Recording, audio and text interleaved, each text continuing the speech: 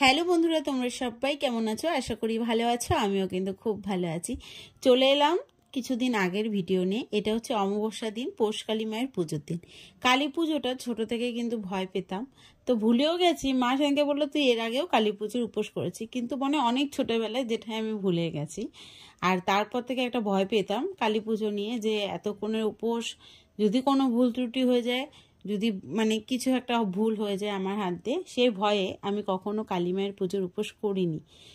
তো এটা হচ্ছে মনের বাড়ি, আর মনের বাড়িতে পৌষ কালী মা আছে। মূলাজোর যে ঠাকুর আমাদের শ্যামনগরে, যে কালী মা, সেই কালী মা আমাদের মনের বাড়িতেও আছে। তো মন আমাকে হঠাৎ করে বলল, মায়ের ভোগের রান্নাটা তুই কি করবি? আমরা দুজনে মিলে করবো। আমি যে হ্যাঁ, অবশ্যই করব, সেটা কোনোদিনই না নেই। তো সুন্দর করে স্নান টান সব কমপ্লিট করে নিয়ে তারপরে ওখানে চলে গেছি। খুব ভয় ছিল মনে। আর এই যে মায়ের ভোগে রান্না করব, এটাই মানে একটা পাওয়া। মানে আমার হাত দিয়ে যে মা নিয়েছে, তার জন্য আমি ধন্য।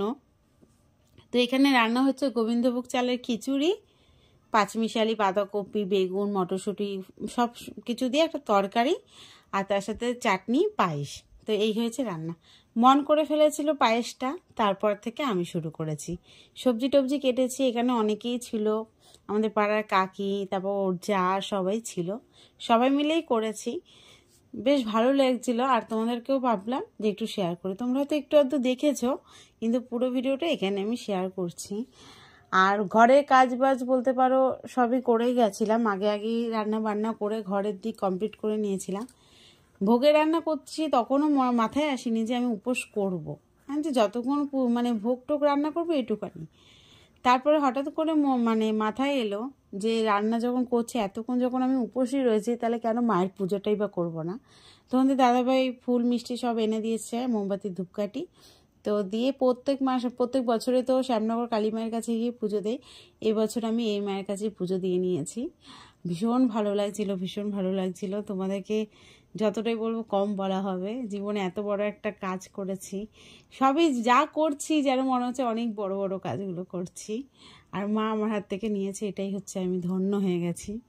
যাই হোক, মানে আমি কি বলবো জানি না। আর অনেক দিন আগে আমি ভিডিওটা দিতে পারতাম, কিন্তু ভয়েস রেকর্ড আর করা হচ্ছে না। তারপরে এদিক সেদিক যাচ্ছি, বাড়িতেও মা এসেছিলো, মায়ের সাথেও সেভাবে কোনো ভিডিও করা হয়নি, কিছুই হয়নি। তাও তো আমরা মেলায় গেছিলাম, ওইখানে গিয়ে একটু ভিডিও করেছি। সব ভিডিওই দেবো, আস্তে আস্তে দেবো। তোমরা শুধু আমার পাশে থেকো, আমাকে সাপোর্ট করো, তাহলেই হবে। কতদিন পর আজকে ভাবলাম না, এই ভিডিওটা একটু দেই, কারণ এখানে আমার ভালো লাগা, ভালোবাসা সবটা জড়িয়ে রয়েছে, এবং অনেক মানুষে দেখতে পারবে এই ভিডিওটা, তার জন্য আরও দিলাম। কারণ যে মেয়েটা খুব ভয় পেত অনেক কিছু নিয়ে, যে মেয়েটা অল্প বয়সে বিয়ে করে এসেছে, সেই মেয়েটা এখন সবই পারছে আস্তে আস্তে। কারণ সব কিছু তো শিখে আসে না বাপের বাড়ির থেকে, কিন্তু এখন অনেক কিছুই পারি, নিজের মুখে বলতে নেই, কিন্তু যারা আছে আমার আশেপাশে, যারা আমাকে দেখছে, তারা হয়তো বুঝতে পারছে যে অনেক কিছু আমার মধ্যে পরিবর্তন হয়েছে। আমি অনেক কিছু শিখেছি, সত্যিই শিখেছি, যেগুলো জানা ছিল না। যেরকম আমি ছিলাম সেরকম আমি এখন নেই, আমি অন্যরকম হয়ে গেছি।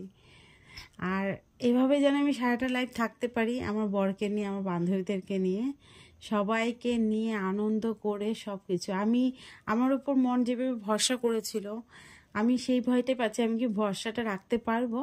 কিন্তু জানো না, সবাই বলেছে যে সব রান্না ঠিকঠাক ছিল। আর জানি মায়েরকে যেমনই করো, মা সেবা করলে সেই রান্নাটা আরও বেশি ভালো হয়। তো সেরকমই একটা ব্যাপার। তো খুব ভালো লেগেছে, এবং সবাই প্রসাদ নিয়েছিল, সেগুলো তোমাদের সাথে শেয়ার করা হয়নি। কিন্তু যখন ওই রাত্রি মানে অঞ্জলি টঞ্জলি দেওয়ার পর খুব তাড়াতাড়ি পুজোটা হয়ে গেছিলো, কারণ 6:30 7টা, 6:30 না, 6টার মধ্যে ঠাকুরমশাই চলে এসেছিলো। মাকে সাজিয়ে টাজিয়ে নিয়ে তারপর পুজো হতে হতে ওই 12টা 12:30টার মধ্যে কমপ্লিট হয়ে গেছে, যজ্ঞ হয়েছে। তো আর প্রসাদ দেওয়া এগুলো দেখানো হয়নি। আর আমি ছিলাম মনের সাথে সাথে, মন ওই প্রসাদের ভোগগুলো বাড়ছিল খুব সুন্দর করে, তো সেগুলোই দেখছিলাম বসে বসে, আমারও বেশ ভালো লাগছিল। আর মায়ের পুজো, সত্যি কথা, আমি যখন মায়ের কাছে যাই, মায়ের সামনে থাকি, তখন আমার মনেই হচ্ছিল না যে আমি মাকে ভয় পেতাম এতদিন। মনে হচ্ছে আমি পারতাম আর পারবো, ভবিষ্যতে হয়তো মায়ের পুজো আমি পারবো। জানি না কি হবে, আমার কপালে কি আছে না আছে। তো তোমাদের কেমন লাগলো এই ভিডিওটা সেটা কিন্তু আমাকে কমেন্টে জানাতে হবে। আর আরও এরকম ভিডিও দেখতে চাইলে সেটাও কিন্তু জানিও। আমার রান্না বান্নার সব ভিডিও দেব। আমি তো জানোই যে কতজনের রান্না পার্সেল দিয়েছি। তো এইভাবে যেন আমি এগিয়ে যেতে পারি, শুধু তোমাদের হাতটা আমার মাথায় থাকুক, তোমাদের ভালোবাসাটা আমার সাথে থাকুক, তাহলেই হবে। তো চলো বন্ধুরা, টাটা, বাই বাই।